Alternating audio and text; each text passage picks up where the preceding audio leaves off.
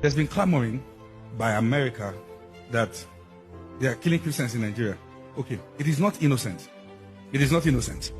When Goodluck Jonathan was in power, Nigeria needed to buy certain things to use in fighting that battle. The one who blocked us was America. We got machineries from a country, I don't want to mention that country, that was busy and they were having victories in Sambisa, all other places. The one who asked them to be sacked later was America. They are showing interest because they know that will divide the country. Then they can come in. Anywhere they step bonds. Any country that is richer than, in terms of mineral resources, than any country in Africa, it is Venezuela. Anywhere there is wealth, bonds. Be careful so that less they seem to be bringing help, but the idea is to penetrate and keep you bounded. There are countries that once they complain about your country, you are doing something right. Welcome back to the moment of truth and enlightening class. Is Femi Lazarus your pastor? Could you please do me a favor, please? Just go and catch him. Catch him. Put him inside train. That's Sanwo-Olu's train. And send him back to the camp. Because you know where he escaped from? He escaped from Adeboye's camp. You know, the one, RCCG camp. You know, the shrine. He escaped from there. Help me, go and catch him and throw him inside Sanwo-Olu's train and take him back there. Let's hear more. Why did I buy several shoes when I was getting married? I said, because I've suffered the issue of not wearing shoes in my life. I really suffered. You see what I mean? Adeboye too didn't wear shoes until he was 16. So they sound alike. Let me catch them, put them in Sanwo-Olu training. Let's hear more.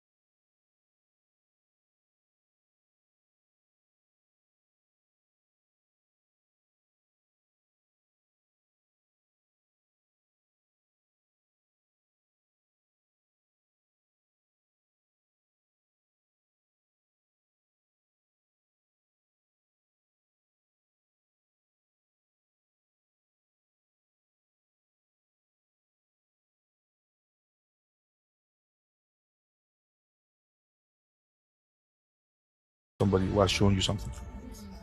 So, if this is your pastor, you are doomed. Know God for yourself. This is a brainless pastor. So 1992-93 in Kaduna, a riot broke out which they call the Zango Kataf riot. I was a young boy, very, very young then. And people were killed in scores. If you are not an Hausa person practicing Muslim in Islam, they were killed.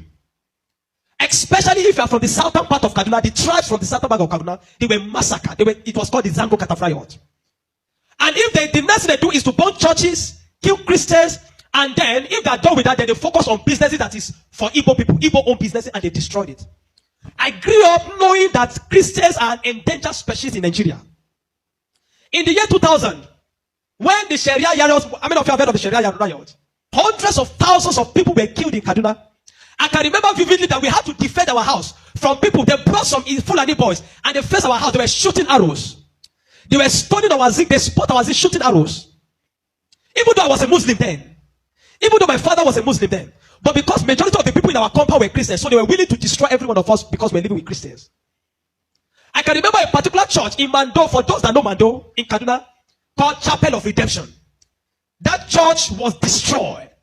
And so from that time, anytime there's a little hanky-panky in Nigeria, the first target is churches and Christians. And this has prevailed for a long time. That even if there's a problem with in another country, the Muslim and the Hausas in Nigeria will rise up and begin to kill Christians. How many of you remember the Miss World crisis in 2002, 2001, 2002? That somebody drew a picture of Mohammed or something in France, long away in France, and they began to fight in Nigeria. Are you following me? Christians are endangered species. Now let me give you, and that's how it has continued. Scores have been killed, and they focus on regions where there is a mixture of both Christianity and Islam. If you look at states like Kaduna, state like Plateau State, state like Nasarawa, state like Taraba, state like Benue, state like Bauchi, state like Gombe, state like Borno. These are places where they focus on because they intend to eliminate every living Christian in that place. Anybody that debunked it is a total lie because I have grown and lived in the north. I've spent 80 to 80% of my life in the north, so I understand this thing. Several times, I cannot forget the Sharia riot. We were running for our lives. Even though we were Muslims, but we're still running because as far as you are not of that ethnic group, practicing what they practice, you are a victim. You can be burnt alive. Many of us saw human beings that were burnt alive, like roasted like yam. And it has been going on for a long time. The genocide against the Christian faith. Are you with me? Many years ago, in Kano State, a man was beheaded. And anything they talk about that he said blasphemy. And guess who was the person that led it? The man called Sanusi, Lamido Sanusi was the one that led him on. And they beheaded him, they killed the Igbo man. They killed him and they put his head on a stake and they were using it to parade the city. You will understand of a woman also that is an evangelist.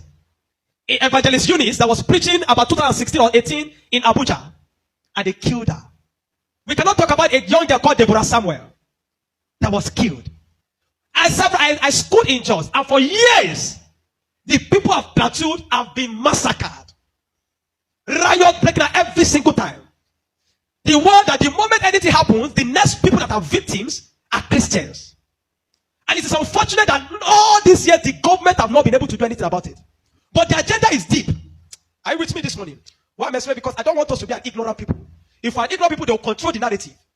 And these days, let me tell you this truth. God will not come and fight for you. Remove that thing from your mind. If Christians don't rise up, pray from now till tomorrow. God is not coming to fight for you. Are you with me? Now, in the year 2009, Boko Haram started. Boko Haram started because of a section. It was a political movement. They created Boko Haram as a political talks to bring confusion into the government of Goodluck Jonathan. And to be able to, destroy any opposition, starting from Borno State, under the watch of a man called Kashim Shettima, which is now the vice president of Nigeria. Kashim Shettima and the other man, Ali Mohammed Sharif. These were the people that started the business of Boko Haram as a political talks to be able to oppose their opponents. But after a time, the ideology grew and they began to destroy. Now, it became a problem and they began to use it to destroy, bombing here and there. In 2009, 2010. As of 2010, a man led a meeting in Jos. Are you with me? He led a meeting that they were going to annihilate Christians within the locality of Plateau, Borno, Plateau, Bauchi, Kaduna, and Nasarawa. And he said they are going to perform jihad. They will bring jihad and they will go to Kida. If the Islamic leaders are not willing to lead them, he is ready to lead the movement. I have the minute of that meeting in my phone presently. Guess who is that person? Issa Pantami, that was the former minister of communication under Buhari's regime.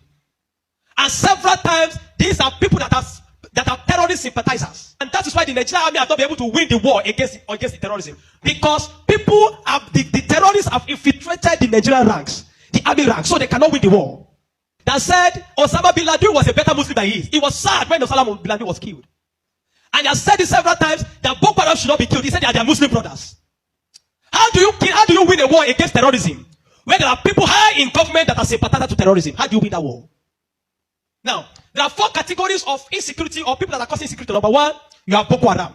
Number 2, you have bandits. Number 3, you have Fulani herdsmen. Now I'm going to show you how they are connected. Many people don't know. The Boko Haram and the Fulani herdsmen have one mission. The mission is simple: Islamize Nigeria. Come to a territory that are Christian dominated, kill everybody there, occupy their land. Go to Benue, look for a community, kill them there, occupy their land. That is always me. Boko Haram and the Fulani herdsmen. Have you noticed that Fulani herdsmen they don't kidnap, they kill? There's hardly a place you hear that Fulani herdsmen capture that they say these are Fulani herdsmen. No, when they go, they kill. How do they kill? They kill with guns. You must now ask yourself, how does a Fulani man get AK-47? Do you know the cost of one AK-47?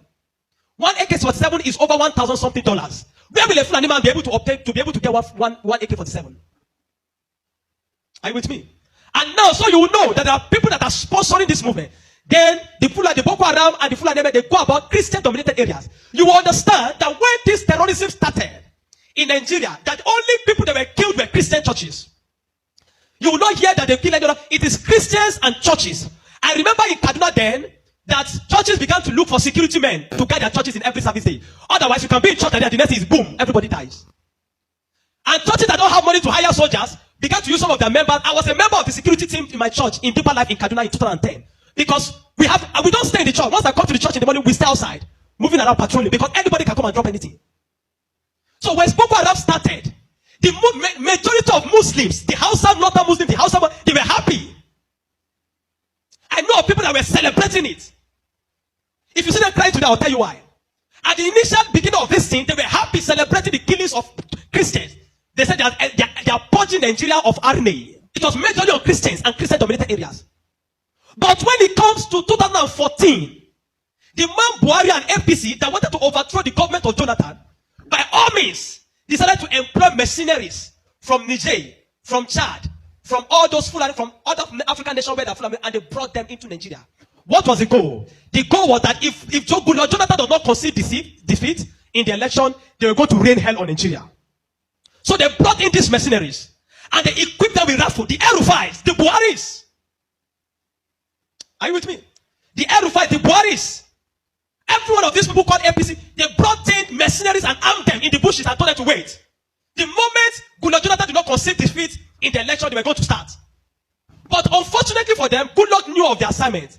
He got intel about it, and because the man said his ambition does not want the blood of millions. So the man considered defeat and left. And so they declared APC winner. Now, you have already brought people from different parts to come and fight. But what they wanted to come and fight for did not achieve anymore. So now, no need to repeat myself. He's telling you what I've been telling you all this while. If you go to my playlist about APC, about El-Rufai, Buhari, you will hear everything there. Because I have another video I want to play before I close this curtain. Coming to pack your resources. Which resources? Which resources? My brother don't graduate in seven years. You don't see work. Many graduates are there. They don't see work. Graduate is doing a work of 70,000 a month. 70,000 a month. What are you benefiting? What are you benefiting as a Nigerian? What are you benefiting? They're kidnapping your people every day. If they're going, you will travel from here to local journal. If they don't kidnap your papa. They kidnap full boss. Nigerian police cannot say anything. Nigerian army cannot do anything. But as Trump talked with yesterday now, Nigerian army say they don't kidnap, they don't catch 17,000 people, 7,000 So you know you can catch these criminals since you are waiting for Trump to talk. You are waiting for Trump to talk. No food, no water, no road, no light, no health care. Go to UBTH, go to any hospital, go to Zaria, go to any hospital, and see the problem there. So they want to come and see, they want to come and take your resources. Which resources? Is it your cassava? Is it your oil? Is it the gold that I didn't pack in the gold before? Your ass a friend when they pack the gold. Money will they give local government share make to do road. He do the road. He do the road and they ask you.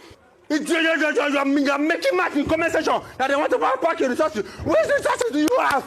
Are you benefiting it as a Nigerian? I mean, his frustration right there speaks. Yeah. You see how God is using Trump case to expose all these pastors, all these fat-faced pastors. Anyway, let me read the remaining of what Trump is saying now.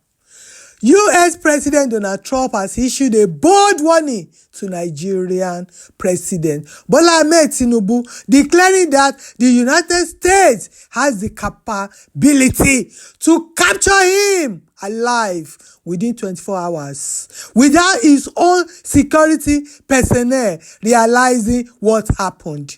In Trump's words, if America wants to capture the Nigerian president, we can do it within a day. Please, this is the time. Come and do it. I take God beg you, Trump. And even his closest guards won't know until it's over. He went on further to remind Nigerians of a previous secret operations operation, saying 5 years ago, the U.S. military entered Nigerian soil to rescue our citizens held hostage, and the Nigerian army had no idea we were even there. That's how weak and disorganized their system is. Trump concluded by saying that the United States will not tolerate any disrespect or threat from what he described as a broken and confused administration. Church is confused. The government confused. Nigeria must understand that America doesn't talk much. We act fast and finish clean. Trump added.